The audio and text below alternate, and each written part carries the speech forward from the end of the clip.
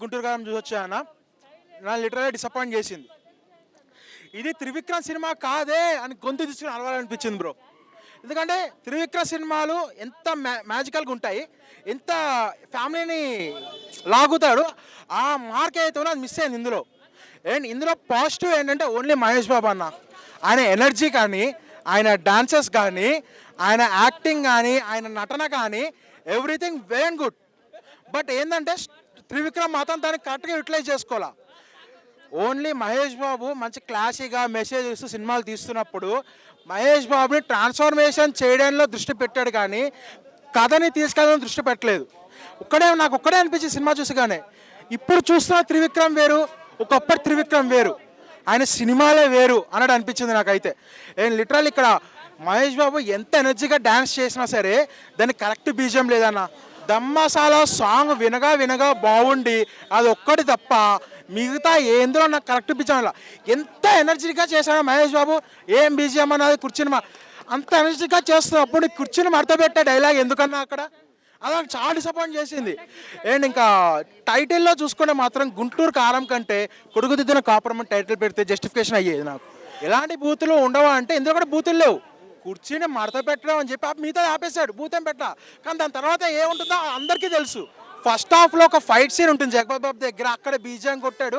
ఆ బీజిఎం ఎంత రిటేషన్ వచ్చా అండి ఆ బీజిఎంకి, అక్కడ సిచ్యువేషన్ ఏంటి, నువ్వు కొట్టే బీజిఎం ఏంటి, కామెడీ అక్కడక్కడ వర్కౌట్ అయింది. మహేష్ బాబు పంచులు వర్కౌట్ అయ్యాయి, చాలా వర్కౌట్ అయ్యాయి. అండ్ శ్రీలీల కూడా నువ్వు సినిమాలో డాన్స్ చేస్తానో వెంటనే సైన్ చేస్తుందేమో, కథ వినమంటా నేను.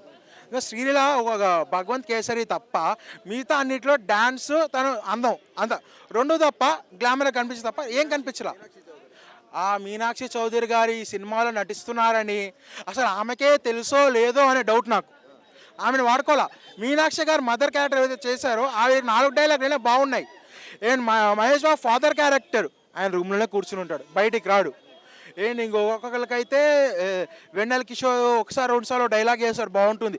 అదే డైలాగ్ ఈ చేతులతో పెంచా అనేది ఎండ్ వరకు కంటిన్యూ చేస్తాడు, అదొకటి ఇరిటేషన్ వస్తుంది. ఏంటంటే ఇంకా మహేష్ బాబు గారికి ఒక మంచి గ్యాప్ వస్తుంది ఇప్పుడు. రాజమౌళి సినిమా తర్వాత రాజమౌళి ఎన్నేళ్ళు పిండేస్తాడో మహేష్ బాబుని తెలియదు, నటనలు మొత్తం పిండేస్తాడు. ఆ టైం గ్యాప్లో ఈ సక్సెస్ని ఎంజాయ్ చేద్దామనే ఫ్యాన్స్కి నిరాశ మిగిలిచ్చాడు త్రివిక్రమ్. అండ్ ఫ్యాన్స్ ఎంజాయ్ చేసేది ఒకటి మహేష్ బాబు మాస్ ట్రాన్స్ఫర్మేషన్, అంతే, ఇంకేం లేదు. సునీల్ ఉంటాడని సినిమాలో, అమ్మాయ్య ఈ సినిమాలో సునీల్ ఉన్నాడు అనుకునే చంపేస్తాడు 2 నిమిషాలు. ఇది త్రివిక్రమ్ సినిమాలు అన్ని సినిమాలు మిక్సింగ్లో ఉండవు, ఆయన ఒకటే కాన్సెప్ట్ తీసుకుని అంటే మనకు తర్వాత తెలుస్తాయి ఈ సీన్ ఇక్కడిది ఆ సీన్ ఇక్కడిది అని. ఇంకోటి ఏంటంటే త్రివిక్రమ్ సినిమాలో కొన్ని సినిమాలు తీసుకుంటే కుటుంబంలో ఒక వ్యక్తి వెళ్ళిపోవడం లేదా కుటుంబంలో వ్యక్తులు మారిపోవడం. పవన్ కళ్యాణ్కి అజ్ఞాతవాసి, మహేష్ బాబుకి గుంటూరు కారం, అది ఎక్కువ చెప్పలేం, దీన్ని తక్కువ చేయలేం, దీన్ని ఎక్కువ చేయలేం, దీన్ని తక్కువ చేయలేం.